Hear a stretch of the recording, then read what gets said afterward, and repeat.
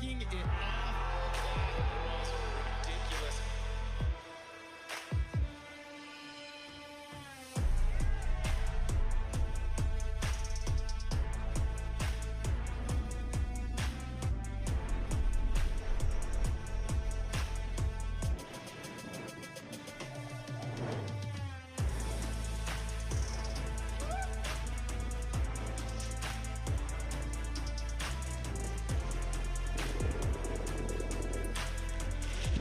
Yeah, 1-2. Yeah, that's a big win. Nice. It's going to be delayed, so it's going to be super weird. But, well, for you. Okay, great. That's a live stream. There is nothing quite like the magic of the Kootenay Mountains in British Columbia, and that is why it is Stop 2. This is the TAE Natural Selection Bald Face Lodge event. Hey, everybody. My name is Salema Masekela. Seated next to me is Mary Walsh. We also have Tom Monteroso, aka T-Bird, in the field. And we are so excited because this place, Bald Face Lodge, the Kootenays, one of the greatest playgrounds in the entire landscape of snowboarding, Mary. You said it, it does not get more magical than this when it comes to a powder haven nestled in the mountains of British Columbia. From the beautiful town of Nelson, it's about a 15-minute helicopter ride that transports you into just magic. This is actually the view that you have as you're coming into land at Baldface.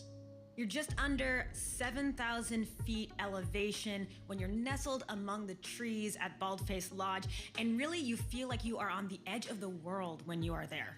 It is a CAT operation where people come from all over the world to ride this terrain. Here at this event, we are grateful to Ski-Doo because there's so much equipment to get in and out for the second stop of Natural Selection that they are helping our athletes and our staff make this event possible. And our men's and women's winners here at Baldface will each receive their own brand new Ski-Doo.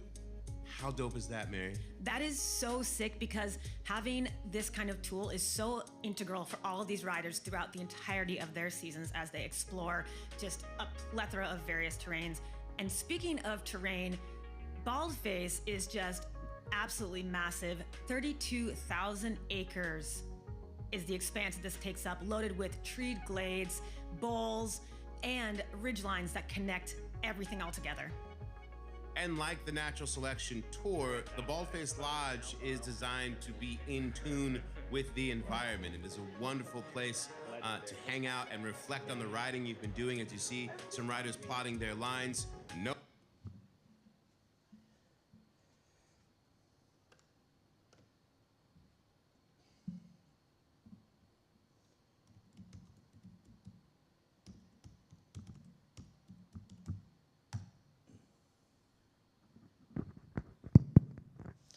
Hey.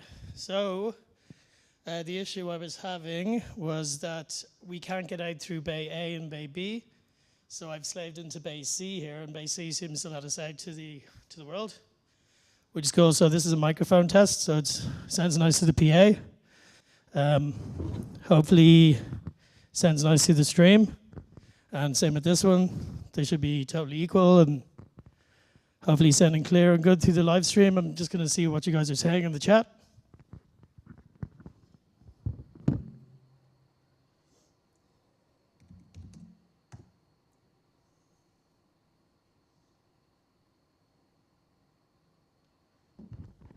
No, I'm not saying that the network ports are dead. What I'm saying is I was connected into Bay A, so I basically slaved the Bay B computer, put Bay B computer into the switcher, and it put its audio into the RME. And when I plugged into Bay A with my network cable, stuff was happening. The switcher was saying that, we had 4 megs and we were good, but it just wasn't letting me out to the outside world. But that computer still has the internet. So the only port I can actually live stream out of is C. But the internet is working on A and the internet's working on B. It just doesn't let me out. Does that make sense?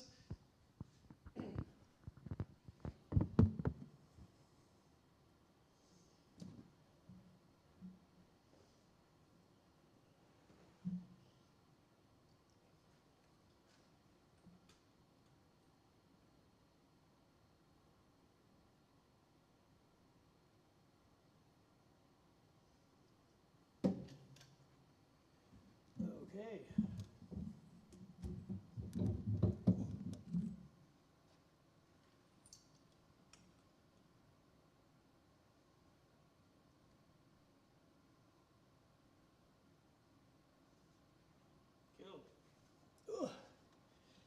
Yeah, so this is where the magic is happening. Oh yeah, and interesting to note. Yeah, this is Bay B, and I'm close to this one because of the PA. But the network is, I've run a long network cable along the floor. I don't know if you can see it. And that's going over to Bay C. Such as like so. But I'm stationed at Bay B because it's connected to the it's closer to the rack. Because yeah, I couldn't use the guest HDMI, it won't carry audio. It does that in the design lecture theater, like the HDMI, but the guest HDMI doesn't carry audio. So yeah, that's a thing.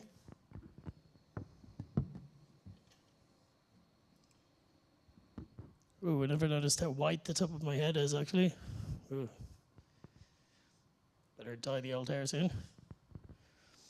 But yeah, that's super cool in terms of what we can do with our super sources and stuff like that. Yeah, so we can do all sorts of jiggery pokery and trickery and PowerPointing and stuff like that, which is really super cool. Yeah, so that is really nice. We can go our PNP. Let's say if we switch to this computer and we want to have our little PNP on the go. Do that. There we go. Our PNP. The little speaker when they're talking, it might be nice for the live thing.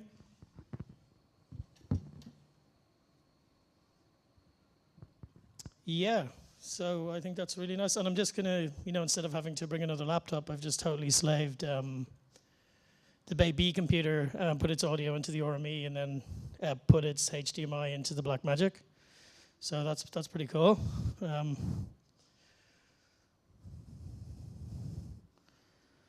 So yeah, super good setup. You gotta be happy with that. So yeah, very cool. Super cool stuff.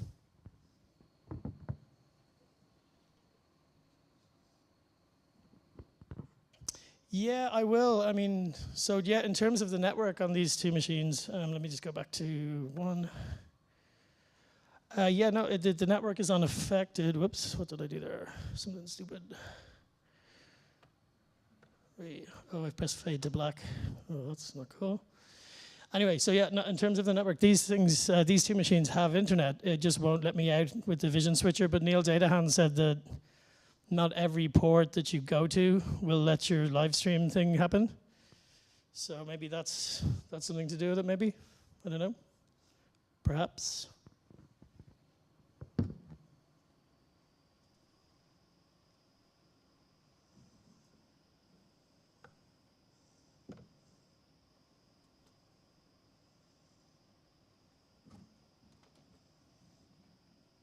No plastic at Baldface Lodge, so it's Yeti bottles for everyone, and we are grateful to them. And the staff at Baldface Lodge are like family.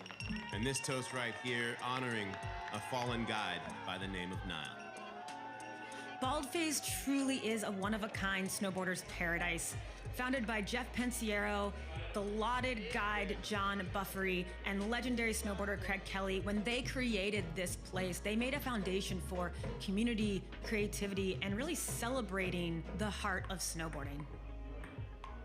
It's my favorite place on earth, I'm not gonna lie to you, Mary. But before we get started here at Baldface, let's take a look at how we got here at our first stop in Jackson Hole.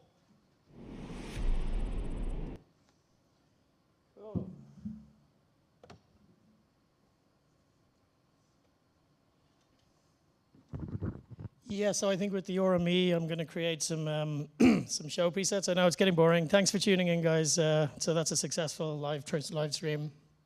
Very happy with that.